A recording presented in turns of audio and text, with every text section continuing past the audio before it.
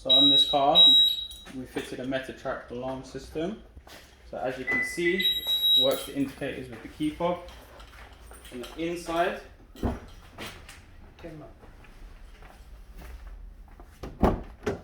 we have standard interior movement sensors.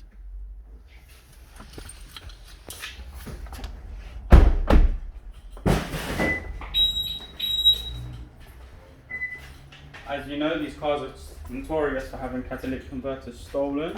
So on this one we fitted a tilt sensor. There